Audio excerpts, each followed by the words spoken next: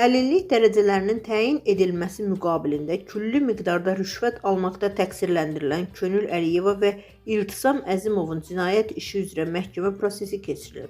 Sfera Az APA-ya istinadən xəbər verir ki, Lənkəran Ağır Cinayətlər Məhkəməsində hakim Esmira Məmmədovanın sədrliyi ilə keçirilən prosesdə anket məlumatları dəqiqləşdirilib, tərəflərə hüquq və vəzifələri izah edilib. Dövlət ittihamçısı təqsirləndirilən şəxslər barəsində seçilmiş qəti imkan tədbirinin həbs qəti imkan tədbirinə dəyişdirilməsini məhkəmədən xahiş edib. Məhkəmə vəsatəti təmin edib, təqsirləndirilən şəxslər həbs edilib. Daha sonra məhkəmə işin baxışa verilməsi barədə qərar qəbul edib. Məhkəmənin baxış iclası 18 fevrala təyin edilib.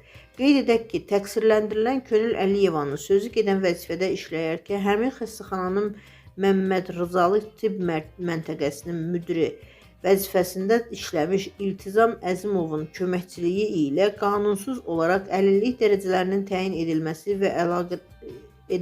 ilə əlaqədar saxta məlumatların müvafiq elektron informasiya sisteminə yerləşdirilməsi müqabilində ona müraciət etmiş çoxsaylı vətəndaşlardan müxtəlif məbləğlərdə pul vəsaitini rüşvət qismində təkrarən almasına və vəzifə səlahiyyətlərindən sui-istifadə etməsi nəticəsində dövlət büdcəsinə maddi ziyan vurub.